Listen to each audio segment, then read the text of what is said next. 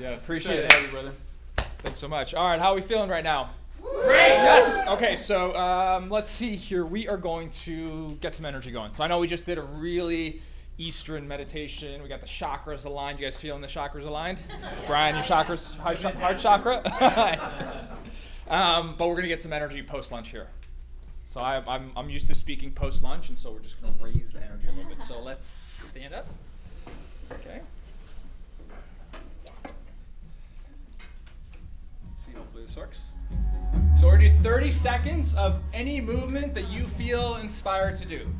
So if it's dancing, if it's burpees, if it's push-ups, if it's just moving around, you're going to make that happen. So I'll cue you guys down. Not yet. Get creative. Like, let's step out of our comfort zones with this. You guys cool with that? Yeah. Okay. Couple deep breaths. 3, 2, 1, and go! Let's move it here. Let's go!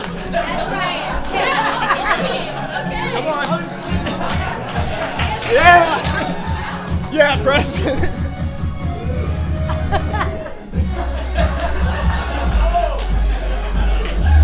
Woo! Let's go! Let's get that energy going.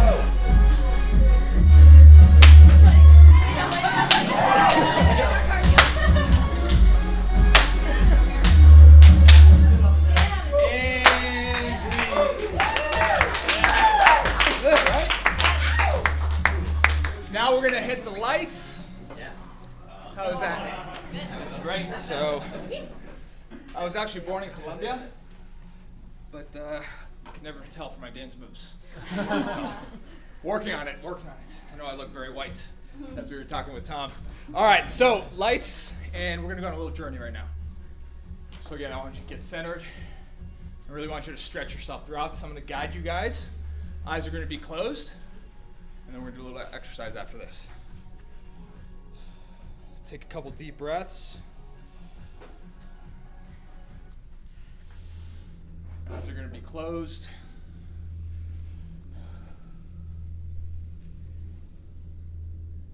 So I want you to take a moment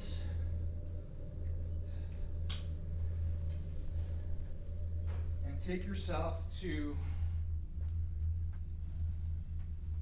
April 13th, 2020. So we're right back again in this room. Meeting again. And I want you to look back and reflect back on the past year. And you can't believe what has transpired. Can't believe the depth of the fulfillment that you're experiencing on a daily basis. And then when you look around, the most important parts of your life,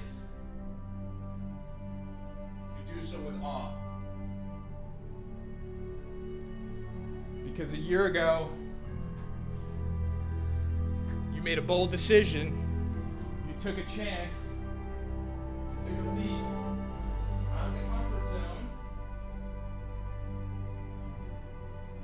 You didn't know every step of the way. You didn't know every step of the how. But you knew it felt right. So feel what that feels like to look back knowing that you did it. That you put yourself on the line in a bold and powerful way. That you overcame whatever was blocking you. You stepped into your greatness. Into that force inside that knows it is so capable of anything it sets its mind, body, and spirit to.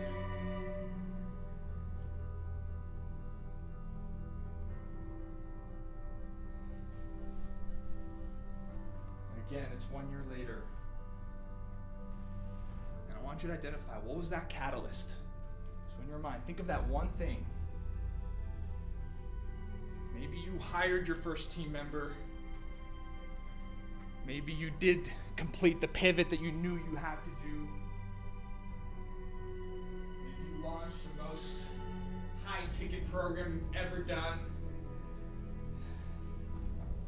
And throughout that process, you faced doubt, you faced uncertainty, you faced fear, you faced the imposter syndrome, you faced the inner critic. But you did it anyways.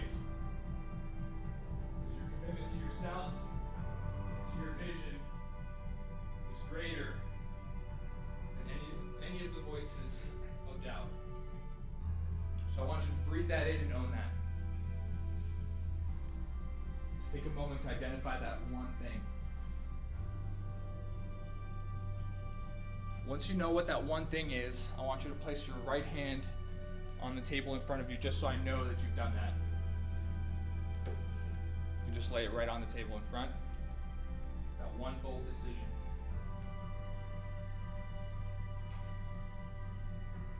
Now we're going to harness the wisdom of the future in the present. So it's a year later,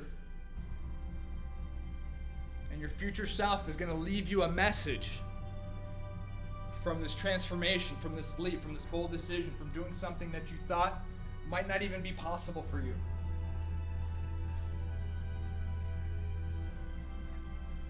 And it's going to go like this. Here's the one thing that I wanted you to know. ...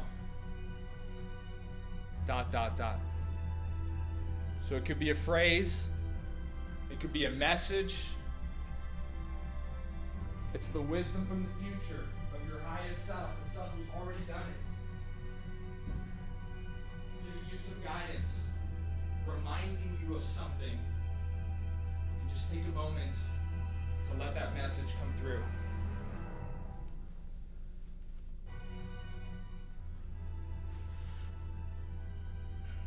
Once you know what that message is, and again, don't force it, it's going to come up intuitively. If you're overthinking it, that's not the one. It's the one that comes up deep inside. So once you have that message, you're going to grab the note card in front of you, and you're going to write that down.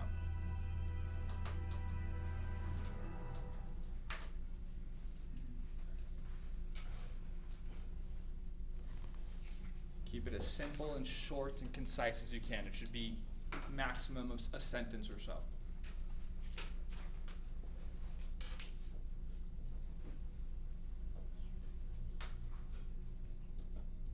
And once you have that, you can just put your pens down so I know you're done. If you don't have it, don't rush it. Allow it to come up.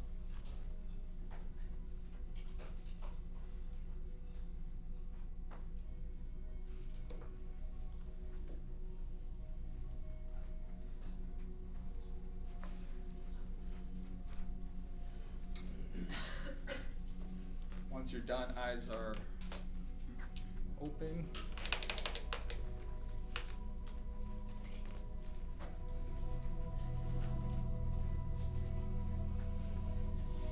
And if anybody needs a no card, let me know.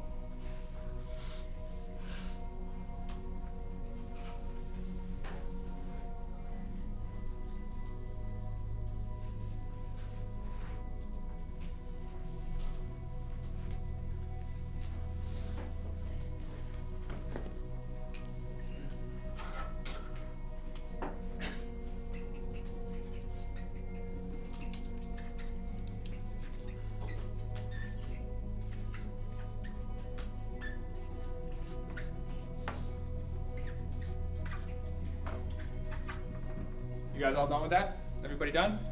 I didn't lose anyone in the meditation, did I? Okay, so you're going to turn to one of your partners next to you. So we're doing a little exercise right now.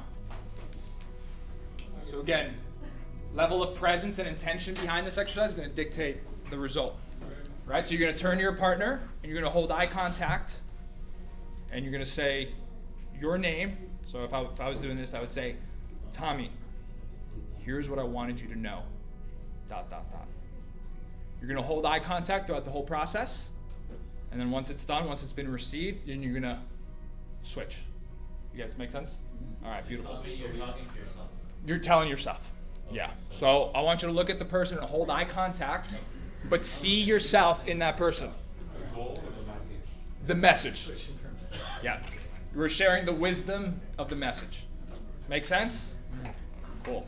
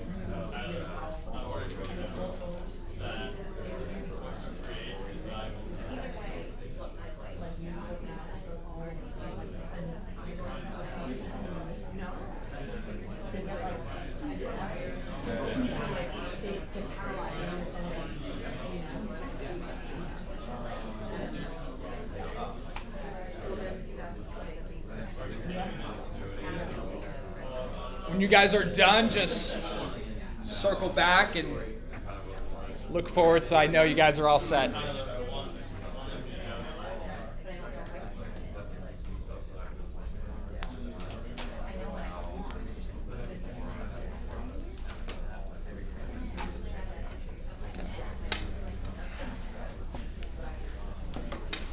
We got me stretching. That's the key. That's the money shot. Me doing the whatever yoga pose that one is. It's a good one. All right, you guys all set?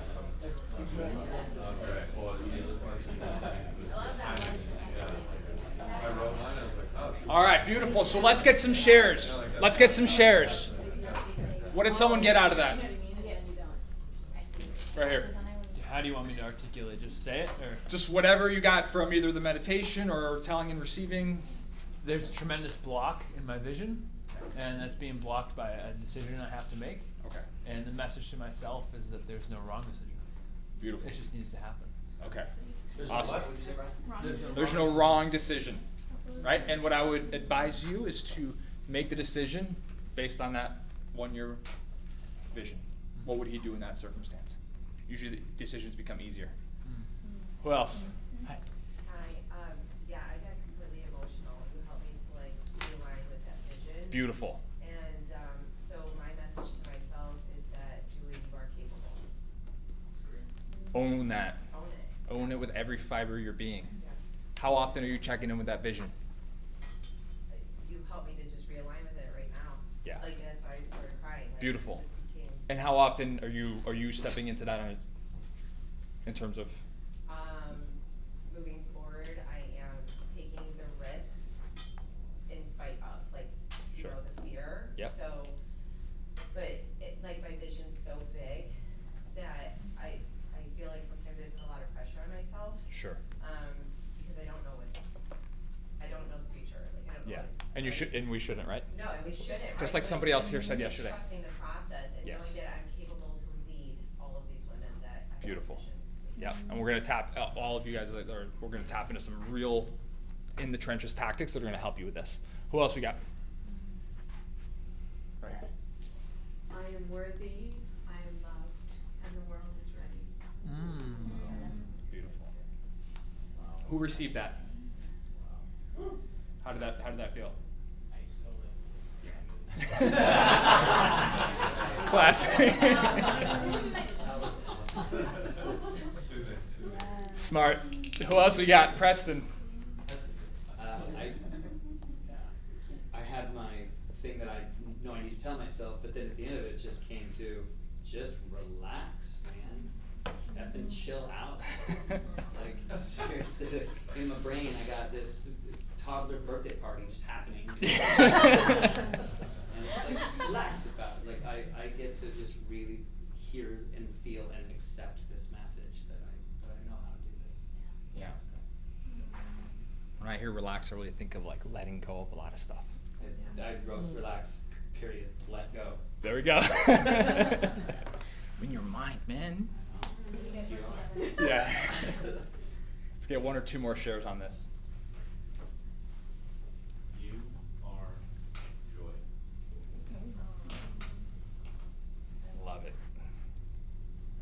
3 words and so powerful. Right? Because we've taken a lot of notes. Where's Joseph? He took a lot of notes, man. Right? And it's incredible. Everybody's taking notes. We took notes. I took notes. 3 words. Walking in with that, owning that, will make all of those notes really powerful. Right? So we can get lost a lot in those details. That happens to me all the time. Right? Even yesterday when we were sharing, like, what are the three things? And I was like, in retrospect, those were really insignificant. Like, they're significant, but pale in comparison to what the real bold move is. If that makes sense. Who else we got? Joseph? Well, it actually kind of sparked because I wrote this whole message, and then Taylor shared her message, which was about timing, being in the right place, and then I wrote, "You've already broken through." Yeah. Yeah. Yeah, you're already. And then I see that, and then you wrote the word, and I was like, wow. Love it. Yeah. Love it. Whoa. Yeah. One more? What do we got? Right here. You placed me in the future, and I was just looking back at myself in the past. The person, me, running kind of in the fog, and I was just saying, just keep going. And we're going to keep going. To get here, you got to keep going. Yeah.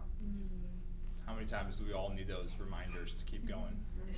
Especially in the fog, in the cloudiness, when we can't see, when our circumstances might feel like, wow, these circumstances don't connect to that vision. But can we trust ourselves enough to keep going? Right? And so often we want to have every step of the path laid out. You know, we want the 19 steps to get to the vision. I keep thinking vision, I keep seeing, you know, I look at the beach out there, and it's like the beautiful part of the journey is what Lori said yesterday. Something I work on consistently. Can we leave some space for the magic? Can we leave some space for the unknown? Right? Because if we did know every step, it would not be as exciting. It would not be as riveting. It wouldn't be that hero's journey that we're all here to experience.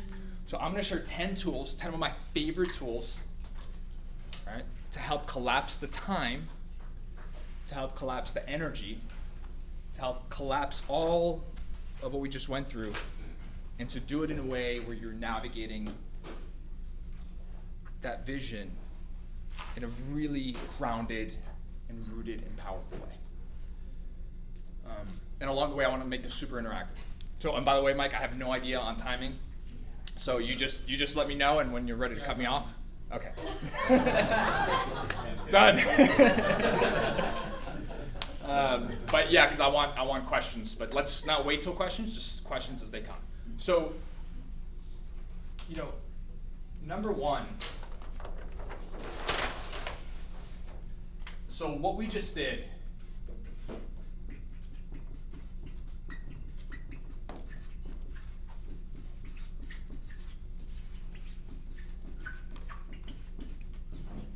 How often do you guys do what we just did, let's say on a daily basis? Does anyone do that on a daily basis? Like check in with their vision? Yeah. Do? Awesome. What about like on a weekly basis? Awesome. Monthly? Awesome. New Year's Eve? All right, so, and what was your name again? Julie. So this becomes our compass. This becomes our compass. Right? And, you know, and I'm just talking the next year in the context of what I'm talking about, but ultimately our lives are what? Thousands of decisions, thousands of choices, compounded with time. Right? So if we can reaffirm our compass every single day to just know exactly where we're going, this makes decision making very easy. I like to call this the vegan principle. Not a vegan. Who's a vegan here? Joseph. There you go.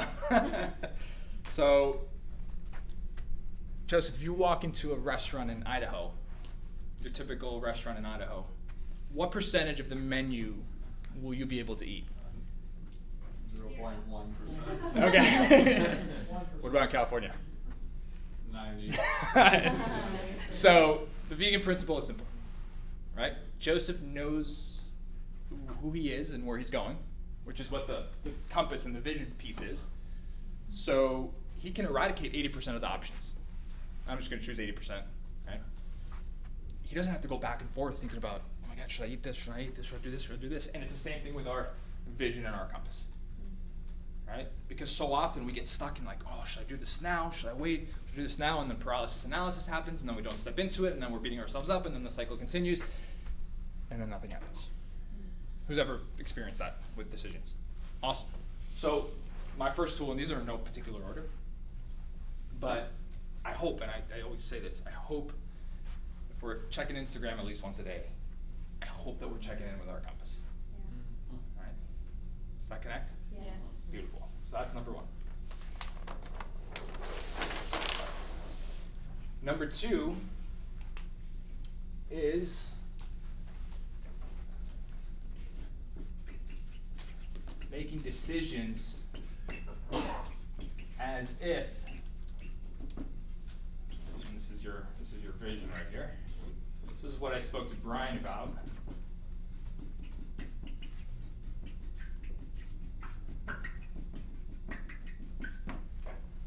So typically we make decisions based on who we are or who we've been. Who we are or who we've been, or who we perceive ourselves to be today or who we've been, right? And often this creates a predictable future. Because if I'm making decisions based on who I was last year, well, I'm going to stay anchored in that place. Even if that place is pretty good. But I believe that we're here to grow. I know all of you believe that you're here to grow. And so staying in the same place, it's not going to fulfill you, right? So this one was a great one, is to make decisions today as if it's already happened. You're already living that 1 year, and I just did 1 year. I do this 1, sometimes 5, sometimes 10, whatever feels right in the moment. But often what happens is when we do this, today's decision that seemed really difficult seems kind of like a no-brainer. Yeah, I'm going to write that check. Yes, I'm going to hire that team member. Yes, I'm going to go to this event. Because why? Because the future version over here, they've already done it. They know the path, right? And so this allows us to step into that future version today. So I know you got a big decision, man. Spend your time and energy in that place. A year down the line, you're living it inside and out. Walk through your whole day, and then ask yourself, what would that Brian do? Right? Does this make sense? Yeah. Okay, this is number two. It's one of my favorites, right? And for me, there's so many things, so many moments that I've been on this edge of like, oh my God, I don't know if I can do this. Like, I'm nauseous. Like, what is going on? And then I breathe, I relax, Preston, and I say, okay, what would he do? What would the 5-year version of myself do? And he's like, and the funny thing is, like, the future version of ourselves are like, come on. Seriously. Stop wasting your energy on that. Do it, right? It's like they're so nonchalant about it. At least the way I see myself. It's like, dude, are you serious right now? You doing that again? Right? Any structure or guidance to create a vision that's the most powerful it can be? Yeah. My favorite thing is the daily repetition really allows it to like evolve in a powerful way. So I've done like all the vision settings and quests and things that you can imagine, you know, like being on the top of a mountain in an ocean, and it's like but we don't have to do that. I found the most powerful ones are just like the daily consistency, because you'll start to notice patterns. And on most days it's gonna look and feel similar, but you might have days where it's like, oh, that wasn't there before. What is that? Let me like spend some time in there. And for some of the people that I've worked with, when we do this for about 90 days consistently, that's when we really start to get really clear about the vivid vision, because who's ever felt like a lot of pressure with vision exercises? Yeah, I remember being 21 at a seminar in Houston. One of my mentors, Dr. John DeMartini, and they're like, all right, so we got 90 minutes. You're gonna write down your life purpose in 90 minutes. Go. And I'm like, oh my God, okay. And I'm like looking around, and I noticed I look around, and everybody's looking around. There's like so much pressure, and we're in like a conference room in Houston. It's not the most inspiring place in the world. Who's from Houston? So, repetition, man. Repetition really allows it to build. Yeah, that's one of my favorite techniques. Any other questions? And as far as something I do, and I want just your take and for everybody too, I envision myself, but I explain. So I envision how I would act, how I would dress in that self, and then I just like try to embody like that version energy-wise or like physical, like presentation-wise, because I feel like that's easier than me thinking of like what I actually would be like literally doing. Yes. So is there value in doing both, or do you feel like the vision itself and like picturing that day and those decisions and like that like life is I think the powerful? biggest thing is like that, owning that internally and what that really feels like to you, because the details are going to be the details, right? But how you feel in that space, and just like you said, then you walk into a Tuesday, and you have a different intention. Right, like you have a different energy about yourself. Mm-hmm. And that's how we actually like collapse the time. I love Peter Thiel in his book in 0 to 1, or one of those where he says, Preston, what's your 10-year vision? People rattle stuff off. And he says, awesome, how can you do that in 6 months? Now, it's not to cause undue stress, but it's to like, if I give myself 10 years, how long is that gonna take? So Mike said I've written a few books. If I give myself a year, how long do you guys think it's gonna take? It's gonna take literally like 11 months, and, right at the edge, right? So can we compress? Not out of stress though. Not out of stress. Can we compress and get rid of a lot of the stuff that's in the way? We got a lot of stuff that gets in the way, right? And transformation is more about letting go than adding on. Because we got a lot of stuff we got a lot of stuff happening. Right? Does that connect? Mm-hmm. Beautiful. So making decisions as if it's already happened. What would they do? Would they write the check? Would they make that ask? How do you balance like not being on the stupid side of that? Yeah. And being like, well, I'm gonna own a Lambo one day, so. Boom! Let's go, man. Beverly Hills. Or hiring too bad. I mean, you could be on the foolish side of that. Yeah. The sequence side, but. I think it's, and this is another one of the tools, but it comes from a place of trusting yourself and being able to really listen to what's happening inside and know that you're not going to take on something that's so ridiculous. It becomes from a place of self-trust. Yeah, you remember what Lori said on that, Brian? How many people really care? What do you mean? Remember what Lori said? Who can answer that? No one. No one. Just be on the foolish side. Well, I don't want to be detrimental to myself. Yeah. I mean, not that I want a Lambo, but I could do something stupid that you haven't gotten the right resources to achieve. I just want to encourage, and I just want to encourage you to own it if you want Yeah. a Lambo someday and not be. Yeah, and what I would do with that, it's like I wouldn't necessarily advise to go get the Lambo today. Maybe go rent it for the weekend and drive it. Yeah. Spend time in it. What does that actually feel like? I don't know if they do test drives. I'm not sure, but rent one. Spend time in one. Yeah. And then what that actually feels like. Why that feels so good to you. Right. And then step into that version of yourself today Right. in business and in the people that you're leading. And you said you had 3 children, right? Yes. Yes. And all of that. And so it's like we take the energy from the thing that we want, because ultimately what are we all chasing anyways? With all of the things that we want to create. Yeah, we just want to feel freedom and thriving and autonomy and joy and all of that stuff. So that's actually a great lead into number 3. It's to cut out the middleman. So just like we said, in our vision, we have all these feelings, right? And so often, what do? We wait until we have an external marker to say, hey, I'm going to give myself permission to feel joy. I'm going to give myself permission to feel peace. I'm going to give myself permission to feel freedom. When that's really just pushing stuff away. It's like you're adding time and space to something, right? And it's just getting further away. So number 3 is, can we cut out the middleman? Can we at least once a day tap into the feelings of that future vision? So I'll do this before a sales conversation. I'll do this before a decision that I have to make. Just tapping into it. What does that feel like? Because then what? Then we're already walking around with this energy. Are we more likely to attract and create the opportunities of the future vision, or less likely? More likely, right?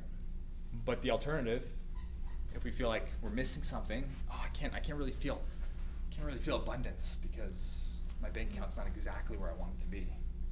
Well, then we show up in scarcity. We make decisions in scarcity. Brian, dude, if you win, that means I got less, so we can't.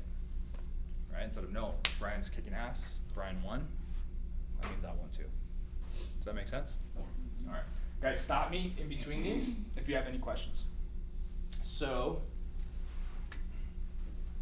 number 4. So like Mike said, a lot of these are in the latest book that I wrote. And the book's called The Leap of Your Life. And it's really about reframing our relationship with the unknown, and really giving ourselves permission. I love how Lori kept saying that yesterday. Giving ourselves permission, not waiting for the perfect time, not waiting until we feel absolutely ready, because guess what? We'll never feel ready, right? Yeah. Has anyone really felt fully ready for any bold decision in their life? Like 100% ready? Like, no, right? We did it. We were like halfway excited, and then we were halfway like, it's gonna happen. But that required some letting go. So number 4 is what I call reverse visualization. So what we just did was visualization that we've all heard of, right? Like going into the future, imagining the things that we want to create and the feelings that we want to feel. So I like to use reverse visualization too, because I've studied a lot of what creates change, what creates human behavior change. It's my obsession. I did a 10-year quest. I wanted to understand, like, why can Brian work with one client and they literally transform their life physically, and another one sees incremental results? What's the difference, or doesn't last, right? And so reverse visualization, right? So 2 models, right? We can change based on that, what Tony Robbins calls that magnificent obsession, that compelling vision, that future on the horizon that we just can't not move forward, right? Who has one of those right now in this room? Beautiful. Okay. Or we can leave a place that we don't want to be in. We can get away from a circumstance or something that we don't want. So I like reverse visualization to make bold decisions again. So this time, we think about, okay, what is one thing that needs to be changed? What is something in our business that we need to do that we haven't done and we've been waiting on? What is something in our life, in our personal life, in our relationships that we haven't made a commitment to?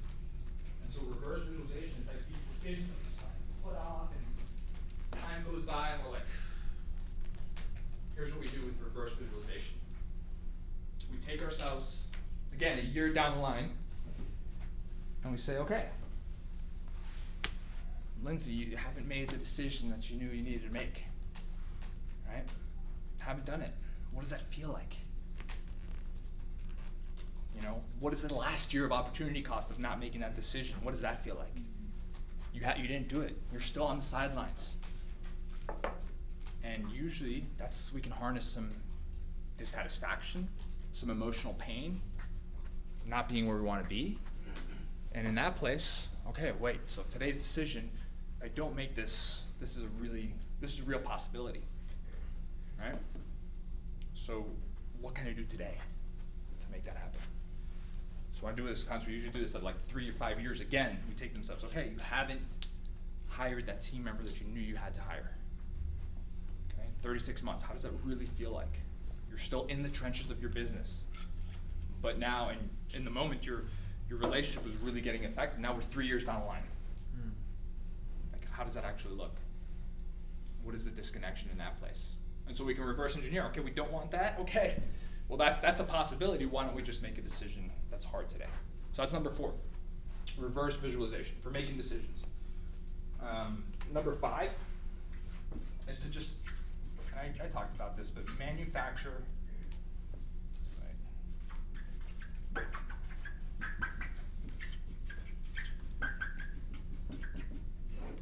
Urgency. Right? Who feels a sense of urgency with their vision and their goals and their outcomes? Awesome. Is it a healthy urgency, like it feels good and grounded, or does it come from like, oh my God, I gotta do this right now? What about you? No, I think I'm in a grounded space now to actually execute presently and not so ahead, like chaotically almost. Yeah, and that's what we want to feel. There are ways to manufacture urgency that come from a place of groundedness instead of like hair's on fire, things are going insane, right? And so one of them, and I kind of mentioned this when I was talking to Preston, but it's just to compress time frames of the things that we want to create. Because again, if we give ourselves 6 months, it's going to take 6 months, right? And one of the cool things about compressing time frames, so like for me, this latest book, I had 6 months to write it, which is like not that much time, you know? But I had to say no to everything else except this thing. Everything, basically, right? Much better opportunities, much more lucrative opportunities, other things that were happening, even my other projects, podcasts, and stuff. I'd say, it's got to take a back burner because I got 6 months, and I want this to be a good book, and I want to transform lives. And so, again, if I had given myself a year and a half, we lose on focus. So the power of urgency is what we're forced to delete. There's just not enough space. Like when you increase urgency, there's not enough space for the bullshit that gets in the way. Like everybody here, including myself, we have a social obligation, a commitment, a business idea, maybe a relationship, a TV show, something that's in our lives that it's like past the expiration date. You guys feel me on that? Yes. So how do you like control that? Like if you're a visionary entrepreneur and you're a creator, then like how do you like calm yourself down Yeah. to get to that space? Yeah. To just focus on the one thing. Yeah. So nothing's being half-assed. Yeah. Well, step 1 is to clear your plate more. And we can all clear our plate more. Who thinks they can clear their plate a little bit more? Yeah. Who has said that they don't have enough time in the last week? Right? So we talk a lot about financial abundance. I don't think we talk enough about time abundance. And trust me, you can ask Taylor. I'm in the same space. It's a daily battle. But time abundance is, because what happens when we say we don't have enough time? How does that make us feel? Limited. Chaos, limited, it's scarcity. It's like, well, it's not enough, so I'm already in this scarcity, fight or flight. How am I I gotta protect it. What am I gonna do, right? And so, what if we flip that? What if we flip that to I create the time for the priorities that I've identified? This is just a random example I came up with. Well, I used to say that all the time, probably on 10 times a day. Yes. I didn't have time. I learned to Tony Robbins today, and this guy kind of challenged me to not say that anymore. Now I have all the time. Yes. Really? That's awesome, man. So something that seems so simple, right? But like we all, like you were saying it 10 times a day, and it's like that's language providing a mirror into our beliefs. And then how are we going to operate the rest of the day? How was he operating in that state? Well, I was operating at 1,000 miles per hour. Yeah. But now I'm just doing a lot more with the same amount of time. Yeah. More efficient. Yeah. And what's your level of clarity between those two? You won't say he doesn't have time, you just won't do it. Well, I prioritize now. Yeah. Yeah. I love that. Thoughts on, I don't know if anybody else experiences this, but whenever I tell myself I have more time and I give myself time, feel extremely guilty. Like especially if it's like something that's like to relax. Yeah. Like at least initially to like make the time to do that, unless it's like scheduling something with someone else. Like then I'm okay with it. But if it's literally just me, I'm like, but I don't have time for that. Like I shouldn't have time for that. So I'm gonna create other things to do so I don't have time for that. Yeah. So that one we have to flip the script on. You time should be just as important as what you currently consider the most important thing in your business and life. Right? Yeah. Does that make sense? Yeah. Like that. Right? So for me, so if it doesn't get scheduled, of course it's not gonna happen. Right? So on my calendar every day now, there's just a big block. It goes like this. And it's called white space. That's it. And it's automatically declined any invitations. And I was literally just in the middle of a book launch, and I stayed true to this. Why? What happens when I don't create the white space? What happens to you if you don't create the white space in your life? Well, so you fill it with things that don't matter. Yeah. You start saying yes to all of these things that leave you depleted at the end of the day. Could be more productive. To be more productive. But like, are you really being more productive? Yeah. Right? And so this is where manufacturing urgency and creating time. Or what do you think is a ritual or tool that you guys have used that changes your relationship with time? Makes you feel more grounded and connected later on. What's like a ritual or habit? Keep talking. An hour, unnegotiable hour in the morning. Yeah. So you time in the morning. Yeah. Yeah. Things like tools like meditation. Working Working out. Yeah. I live in Arizona. I'm like always on the mountain. People are like, dude, you're always on the mountain. Why are you always on the mountain? Because I go in there with a problem, I leave with a solution. Right? I go there kind of disjointed, and then I leave back on purpose. I go in there thinking, man, there's so many things I have to do, and I get there and I'm like, wow, I'm present right now. So that's creating time, right? Meditation, things like that. I love float tanks, spending an hour in a float tank. So the day that my book came out, it was like an emotional day. Just like a weird emotional, like I'd spent so much time on it, and it was like out into the world, and it was just like, I don't know what I'm feeling right now. Remember?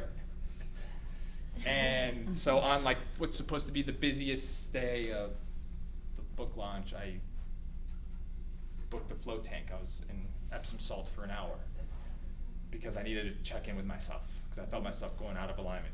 You guys feel that way? You start going out of alignment, it's like, oh my God, how do I get that back? And it's a rabbit hole because when you're out of alignment, you just fill your space up with anything that's going to reaffirm that out of alignment. So like when we find ourselves scrolling Instagram for 3 hours. Yes. Yeah. Absolutely. So I just consider these toolkits that are going to create time for us. Right? I was gonna say what I've experienced that's really beautiful too on that note is the more present I am, the more time slows down as well. And it feels like everything's available in that moment. And those moments become so meaningful because they're so connected that you can't help but want more of that. Like not being in the past and not being tied and grasping onto the future. So that's been my experience in I love that. changing my relationship with time. And it's been amazing because I'm like, I have nothing but time. Like people ask me what I'm doing, I'm like, I don't know. That's the best answer. and your level of fulfillment within that presence is It's so good. it's like it's unbelievable. And like that's what we all are here for, right? I always say fulfillment attracts achievement, but not the other way around. So we can like put ourselves in achieve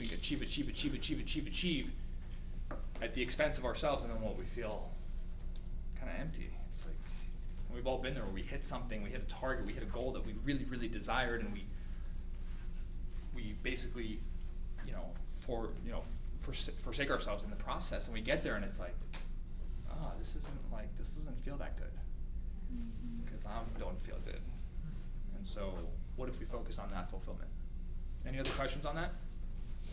Okay, we kind of went down the rabbit hole on this one, but manufacturing urgency, creating time, having that protected white space, and for those of you who have employees or in an organization, communicate why this matters, but set the boundaries. I'm not available for calls, not available for meetings. This is like my time. And for me personally, my white space time could look completely different on 2 different days. Some days I might be reading a book, it might be a massage, it might be doing writing work, it might be listening to something that inspires me. That doesn't matter. But tapping into that at least once a day. Because when we fill our day with the highest priorities, what happens? Just like Lori said, there's not enough space for the extra stuff. Mm-hmm. But when we don't, and there's so much stuff, and who gets the scraps? Mm-hmm. Yeah, we get the scraps, or the people around us get the scraps, or our clients get the scraps, and it's like our family gets the scraps, right? And that's not really what we're here for. So deletion is so crucial. On that note, kind of alluded to this. Similar to white space.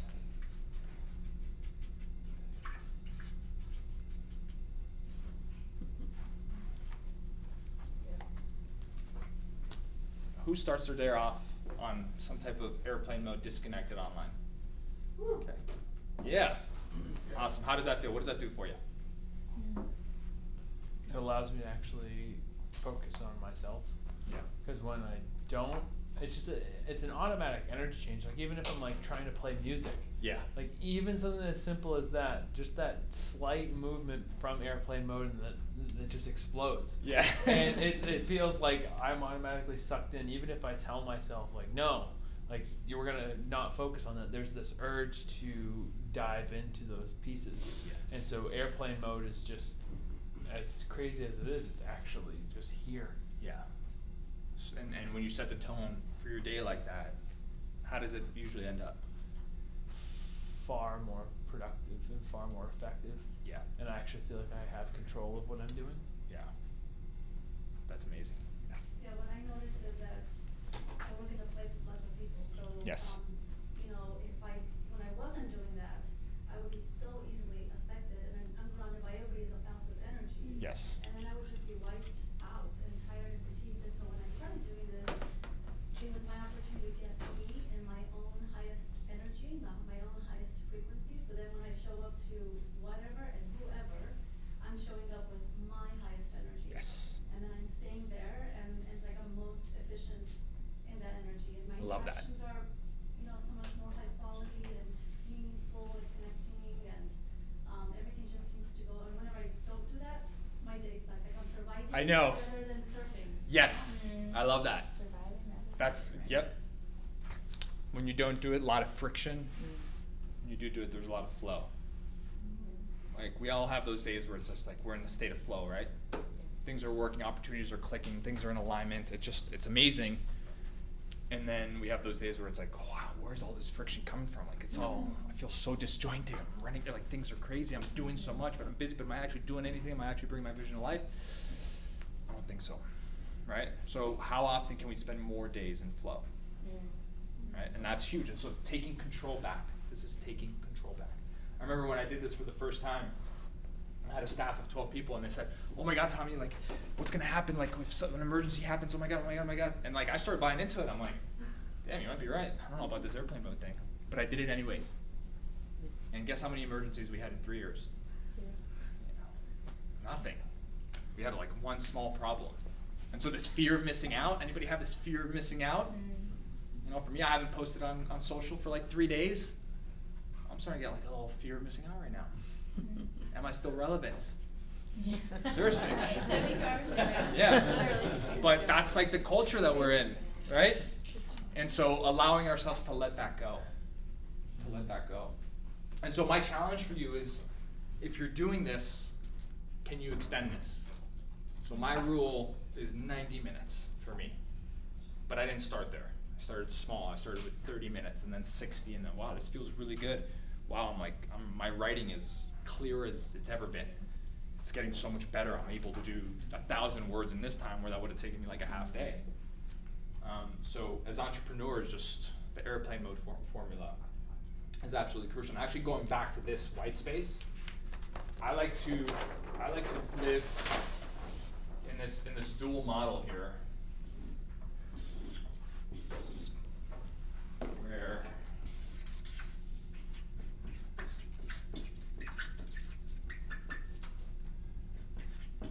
so on one side we have high degrees of structure, routine, focus, boundaries. Right? And on the other side we have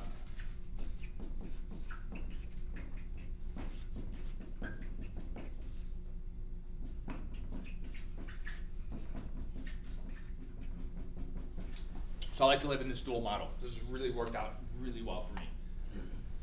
High degrees of structure, routine, discipline, focus, like boom. And for me, this is like the front end of my day. And on the back end, I open it up. Because what happens if we just live in this world too much, what happens? No space for the magic, no space to reconnect, none of that. Right? So I like to go really deep on this, but I also like to live here.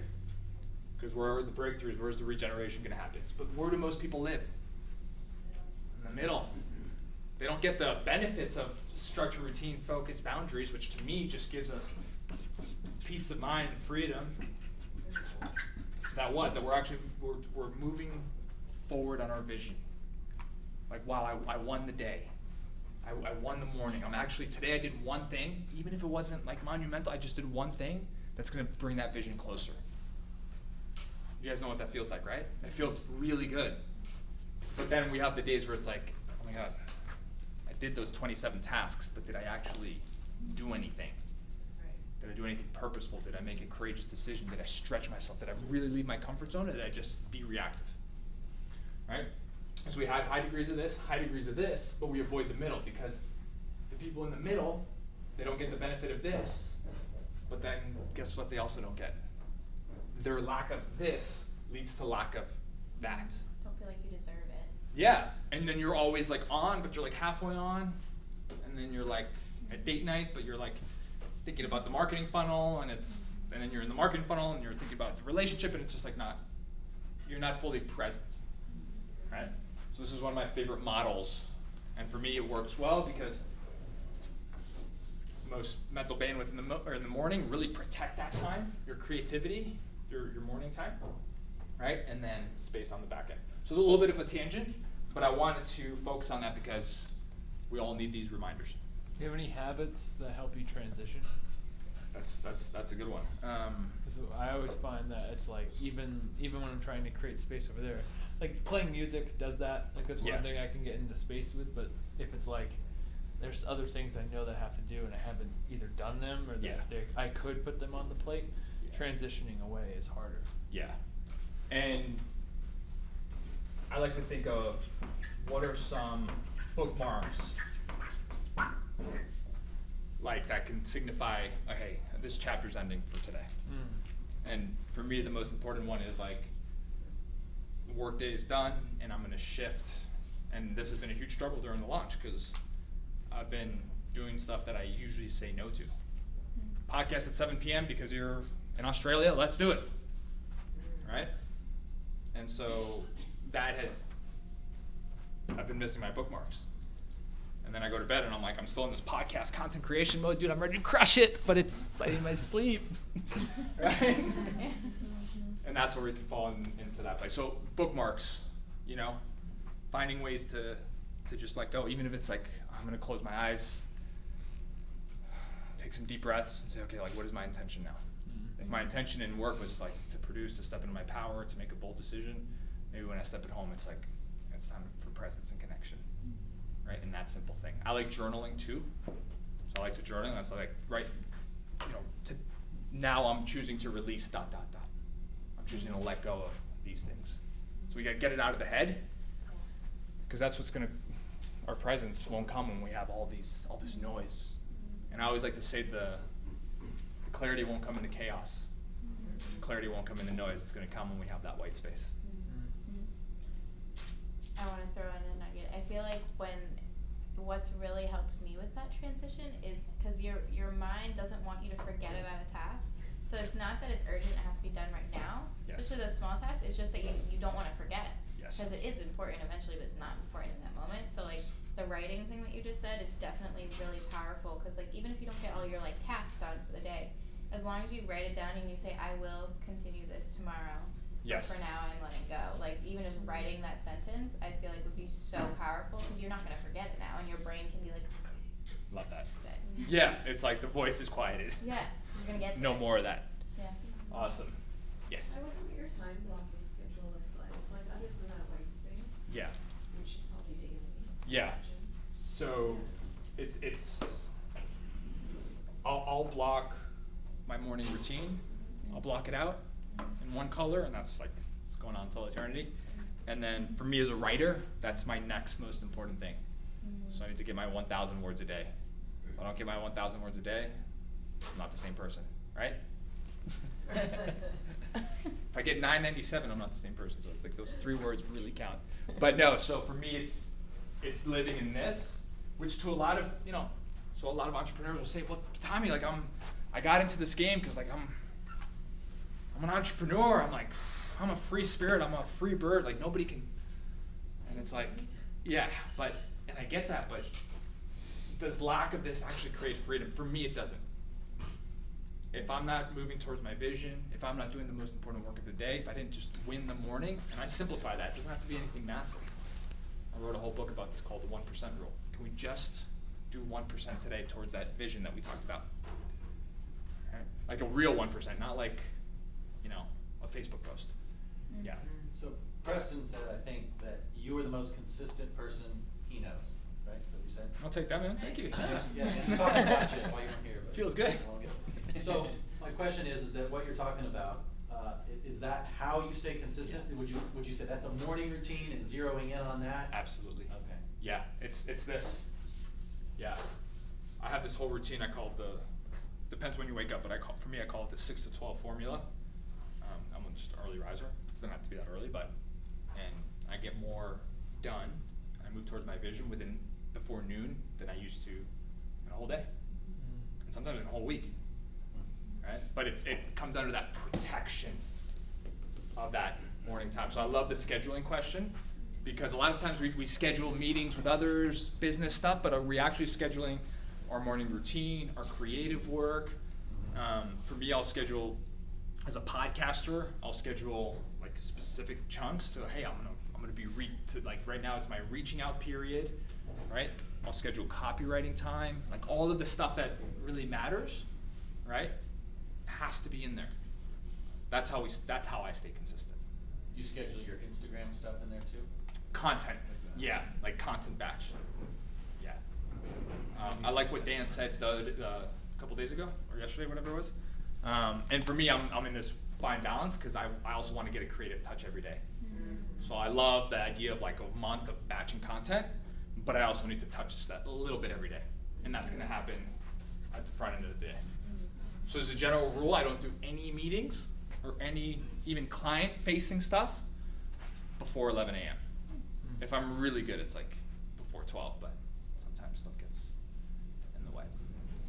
Because what I found is that why would we have meetings early on in the day, or for me, like client-facing stuff? If I have a podcast with Preston at 9 a.m., guess what I want to do the rest of the day? Podcast, connect, social, let's talk, do this, do this.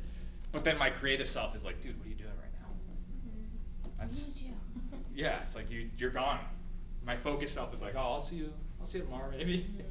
Right? So it's about knowing ourselves intuitively in that way. Somebody else had a question here? Yeah.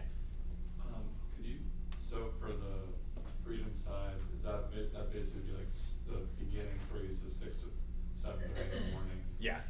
And then the white space, that's end of day? For me, yeah. And that's like a few hours or something like that? Yeah. That's how that works for me, or even beyond 12. And then this would be, so this time for me starts is here. Again, I front load my days, I'm up super early, but very high structure. Middle of the day, medium stuff, that's usually gonna be meetings. It's like stuff like client-facing stuff, maybe sales conversations, et cetera, et cetera. I like James Altucher's mornings are for making, middle of the day is for marketing. end of the day is for managing. And how often do we like, do we fall into like checking Gmail 88 times a day? And that's a real statistic. Yeah, we check email. And mornings are for making. Mornings are for making, and then middle of the day is for marketing, and then the end of the day is for managing. Right? And we can get very creative with this. Set up an autoresponder.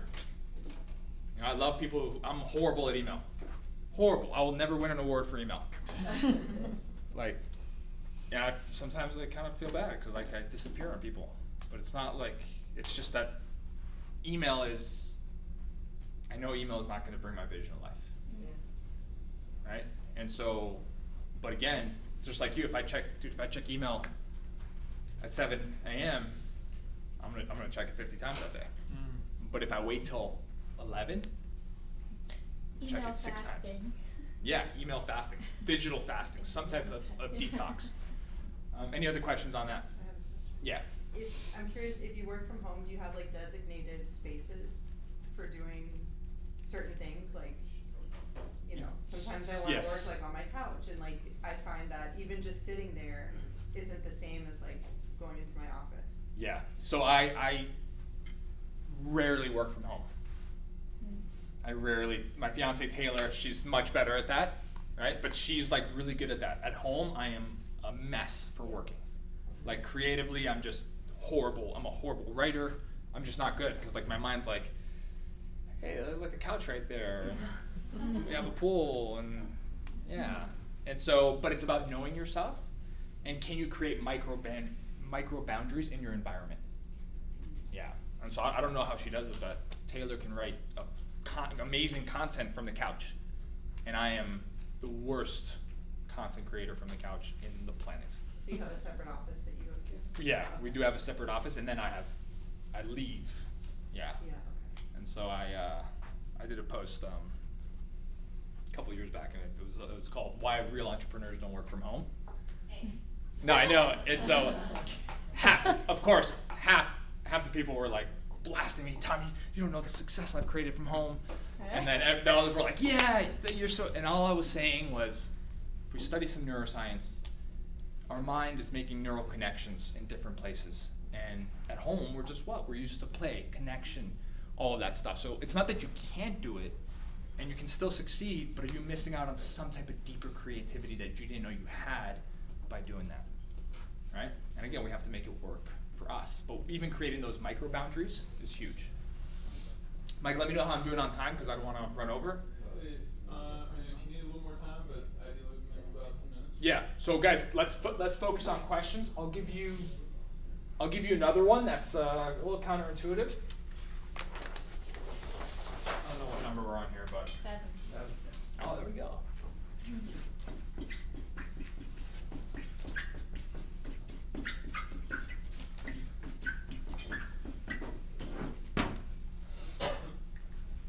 Power of questioning your path.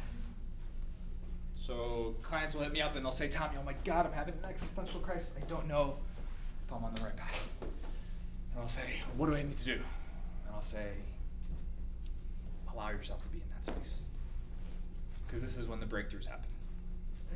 So we want to avoid questioning our path all the time, yet within questioning our path are gifts, our pivots, our tools, our breakthroughs, perspective that we didn't have earlier. And it's not a lot of fun, right? When we question our path. It's like uncertainty, it's kind of dark. Why am I feeling this way? And that's the game that we're in.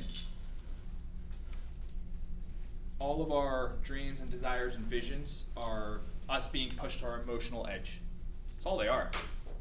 And just like that first circle, can we endure as we approach the edge of who we've been to who we want to become? As we approach that edge, can we endure?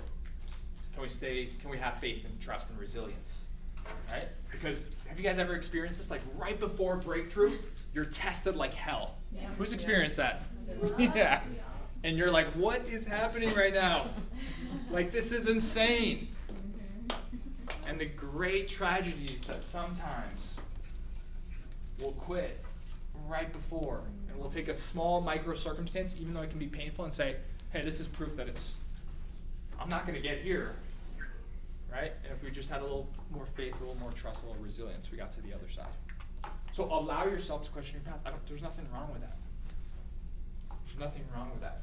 The question is, what are you going to do next? So there's two paths that we can take when we question our path. If we're on the right path, what happens the next day or when we kind of come out of this? What happens? What tends to happen?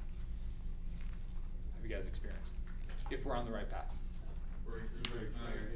Breakthrough, just a deeper purpose, a deeper meaning. We double down. We maybe make that investment that we weren't going to make. We make that decision we're going to make. We just feel more like emboldened, empowered about where we're going. So that's one opportunity, right? I just call this, we double down. Whatever that looks and feels like.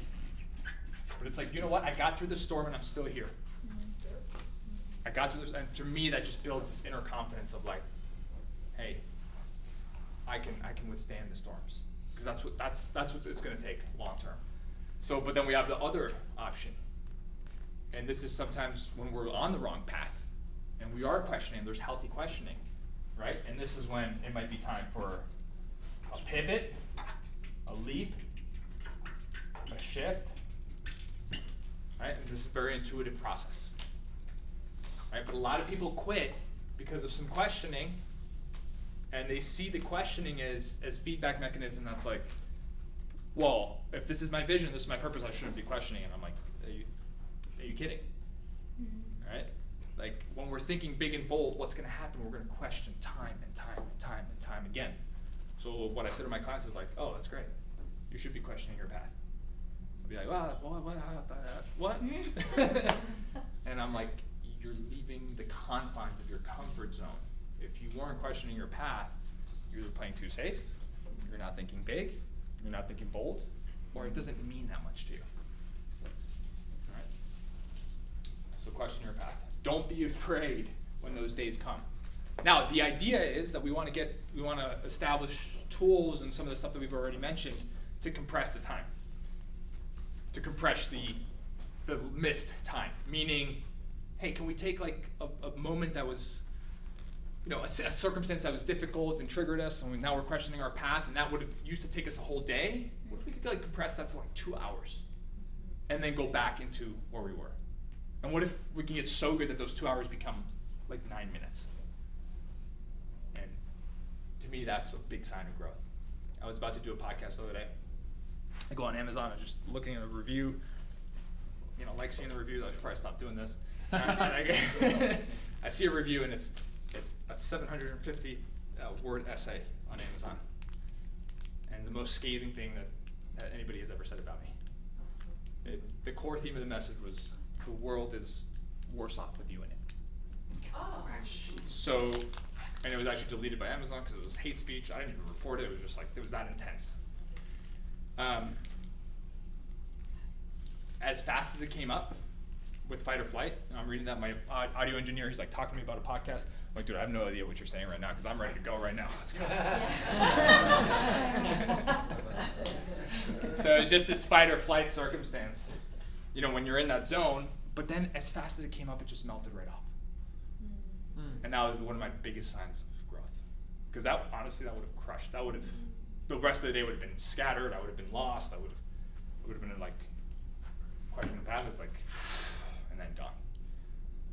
And this is what we're all going to have to experience. How fast can we, but in a healthy way. I'm not saying just reframe to like get away from feeling what you're feeling, but tap it intuitively to what's actually happening. And the next day, not even the next day, I did a podcast and I was like, I showed up with more conviction. Right? Whereas a year ago, there's no way. I would have said, Preston, dude, not happening today, man. And that's a sign of growth. So I'll share one more if there's any other questions. I had 10, but we got through 8, which is enough.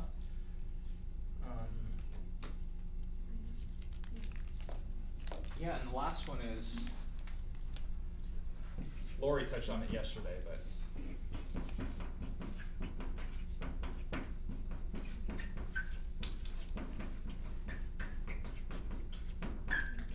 the thing that we're resisting the most is the thing that's going to provide us the biggest breakthrough. It's really simple. And the fear, guys, it never goes away. It never goes away. It just gets transformed, right? Michael was talking about imposter syndrome. And, you know, to me, imposter syndrome, it comes from our ego feeling uncomfortable. But to me, our soul never has imposter syndrome. So can we tap into that deeper part of us? Right? I've never had imposter syndrome in my soul, but my ego, dude, you're not a great writer. You're not a great business owner. You're not great at numbers. You're not great at this. Right? All kinds of imposter with that. But what is actual truth? What is the truth? So fear is your catalyst. I wrote in the book, you know, Elizabeth Gilbert, she's an author, and you know, she had written this book called Eat, Pray, Love. She sold 12 million copies, right? And her old fear was around, you know, being an artist and being a writer and success, and then she had success that you and I hopefully will experience, but it's so quantum, so supernova. Do we think her fear went away though? No, she's like, will I ever write like this? Exactly. New fear. So fear is just gonna, as we evolve, it's just gonna latch on to different parts, right? And her fear was like, could be a debilitating fear. Will I ever do this again? Have I reached the height of my creativity for the rest of my life? And that could be a very dark place, right?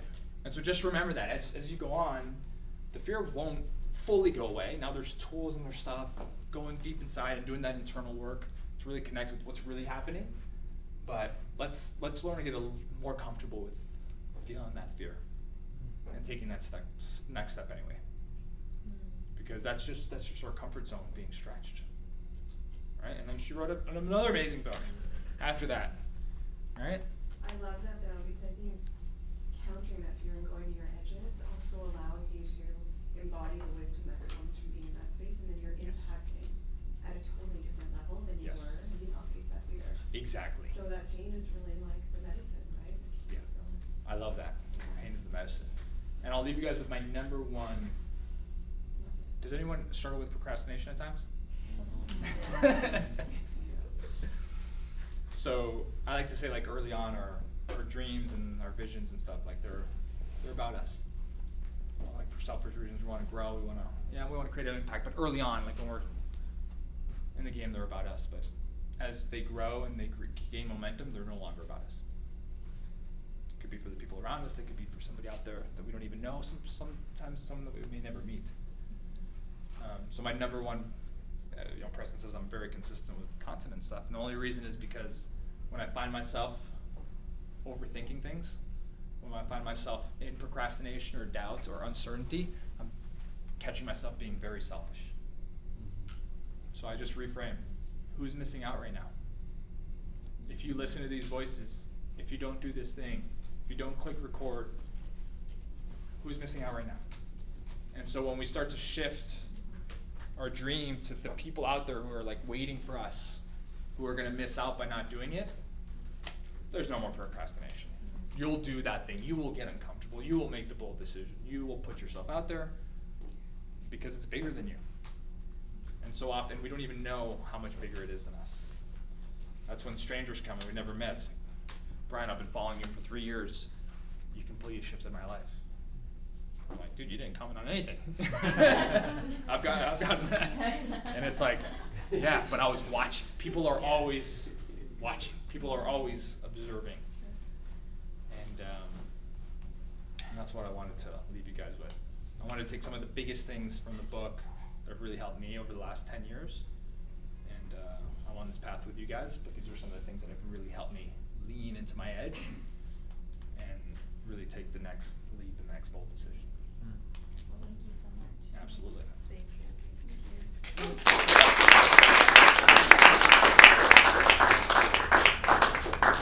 Any lingering questions for Tom? I've got one. Yeah. I love your transformation journey. I love everything that you share, and you're obviously speaking from a place of wisdom. Thank you. It feels really enriching. I'm just curious because I sense that you've been down on your knees more than once. Yeah. And I'm just curious what that looked like for you. Like that one point in your life that you were just like, I need to choose myself and I need to look for the world. Absolutely. Yeah, so Michael mentioned I was in the fitness industry and I was really living what I thought was my purpose at the time. But I got to a moment where it no longer fit.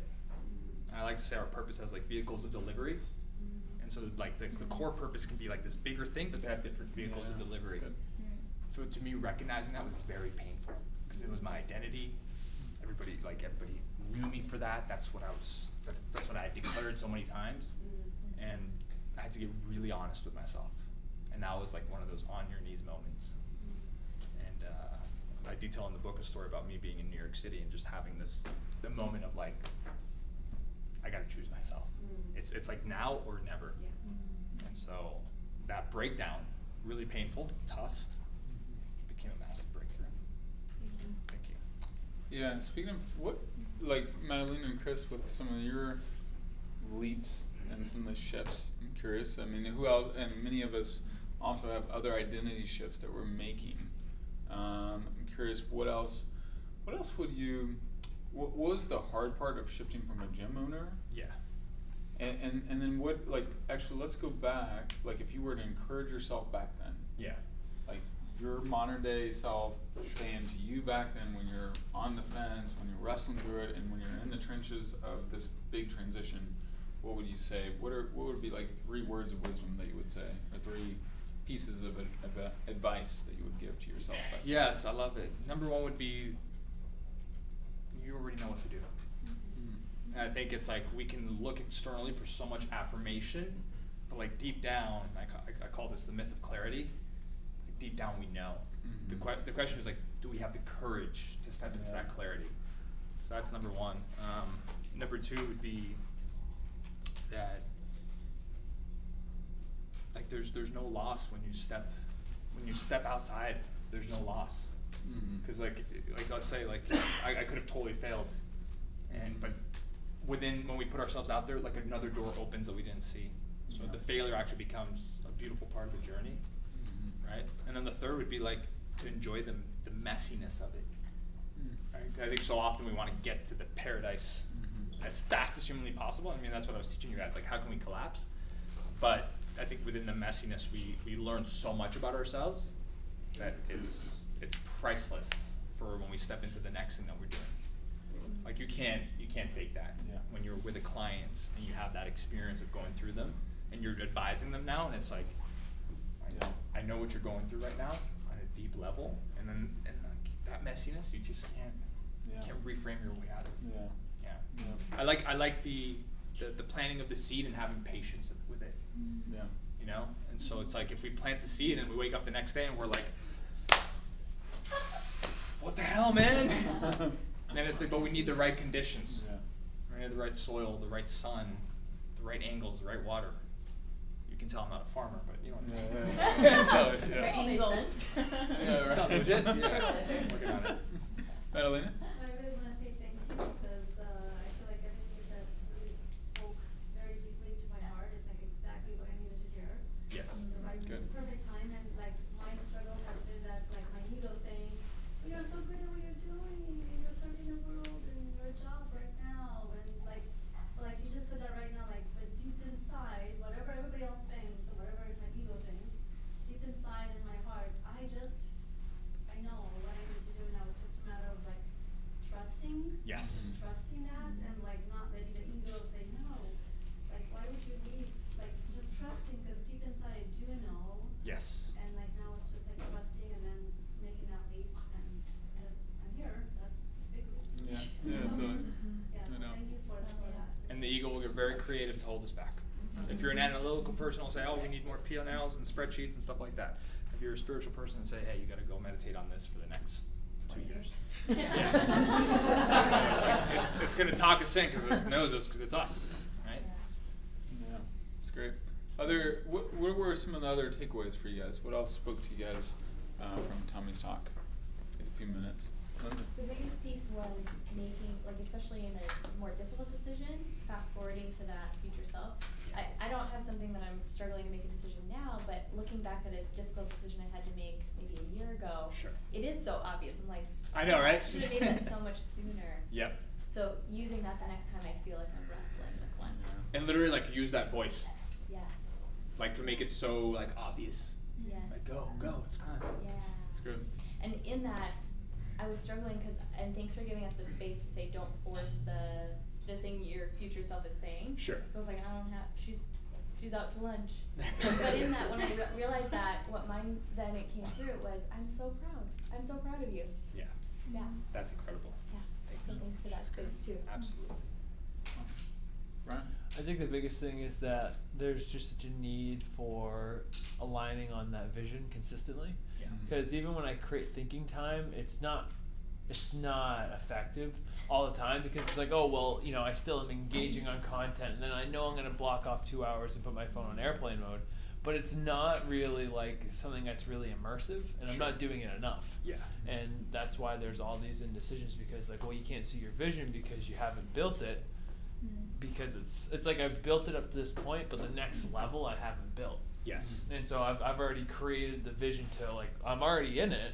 I'm already in like the vision I built originally, but I haven't seen that next like 5-year plan. I haven't been able to get really articulate and clean there. So it's like, I mean, tomorrow or Monday I'm just gonna sit at the beach and just actually like, dude, and that'll be a huge, powerful man. experience. And then take that, and then every day, 5-10 minutes, whatever you have, but at least one check-in a day. Yeah. Julie? How did you guys lead from gym owner to transformational coach? Yeah, I mean, the cool thing is that with training physicality, I was really training what was in between the ears, and that I knew that was my obsession.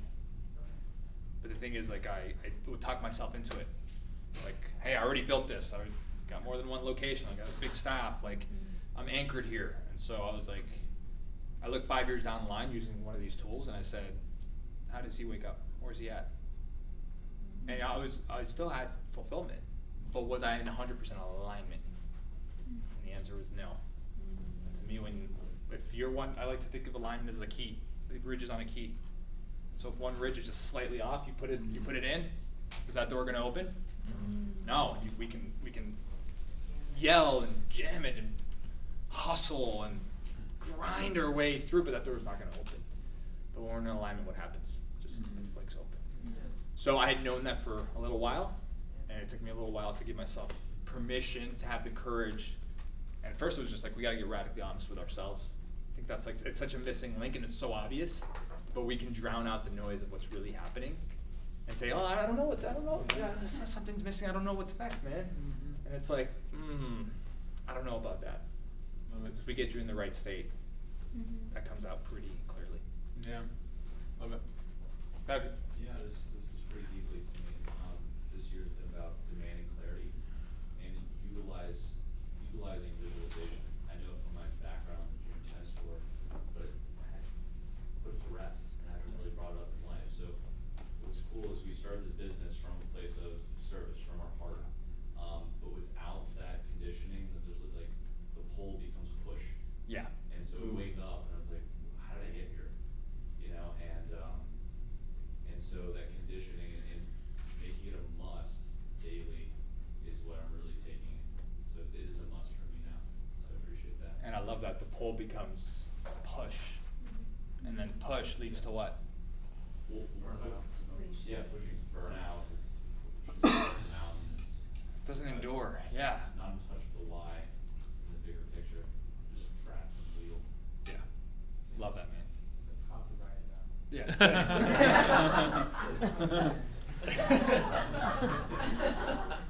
Well, good stuff, guys. Just one more. Can you speak to, piggybacking on Julie's question, can you speak to environment? Like, did you, as Ted mentioned to me when we were chatting yesterday, you came from New York.